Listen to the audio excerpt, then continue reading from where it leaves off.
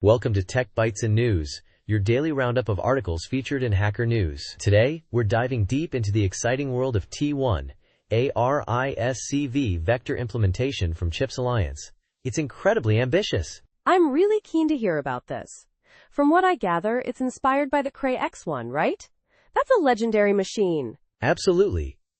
T1 takes inspiration from that architecture's strengths, focusing on lane-based microarchitectures with robust chaining support and SRAM-based VRFs. Think of it as a modern, highly configurable take on vector processing. So what are the key architectural highlights? I'm particularly interested in the lane profiles. Right, the lane profiles are fascinating. We're talking multiple 32-bit lanes, load-to-store chaining, configurable SRAM banks with various port options, and pipelined VFUs with comprehensive chaining support. Each lane gets 4 VFU slots, allowing for diverse configurations, and it cleverly handles masked elements for efficiency. That's impressive. The LSU profiles sound equally interesting. How does it handle memory bandwidth? The LSU is designed for insane memory bandwidth. It's configurable, has out-of-order load/store capabilities, and a configurable outstanding size to minimize latency issues.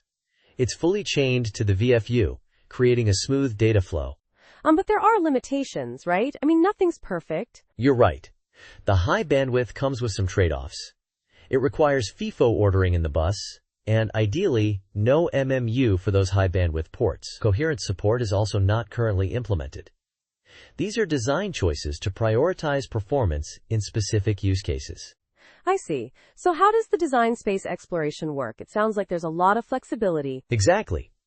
T1's DSE is centered around balancing throughput, area, and frequency across the VRF, VFU, and LSU. The core frequency is often limited by the VRF memory speed. You can adjust VFU pipeline stages to meet frequency targets. For high performance, use fast SRAM. For efficiency, use high-density memory. That's a clever approach. And the VRF and LSU bandwidth are also key considerations, I gather. Yes, the VRF bandwidth is limited by SRAM ports, and increasing banking adds complexity. The LSU bandwidth is limited by memory ports. It's all about finding the right balance for your specific application. So how do you actually build and test this thing? The documentation mentions Chisel, Verilator, and even Pokemon. Haha, yes. The Pokemon theme is for configuration options. Different Pokemon types map to different DLEN values. It's built using Chisel, and you can use Verilator or VCS for emulation. There's a comprehensive test suite, and the build process is managed with Nix, which is fantastic for reproducibility. Nix is a great choice for managing dependencies. What about the emulator? How does it work? The T1 emulator uses Spike as a reference scalar core, and it verifies correctness through online differential testing. It compares load/store and VRF writes between Spike and T1.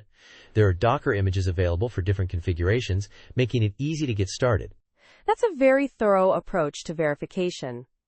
So what's next for T1? Any exciting future developments? Well, the project is actively developed, and there's always room for improvement.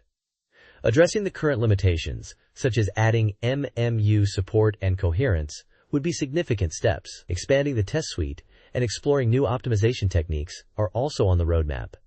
It's a very active and exciting project. This has been a fantastic overview of T1. It's clear that a lot of thought and effort have gone into this project. Thanks for sharing your expertise. My pleasure. And thank you to our listeners for tuning in to Tech Bytes and News. We hope you found this discussion insightful. Have a great day, and we'll catch you next time. Bye-bye.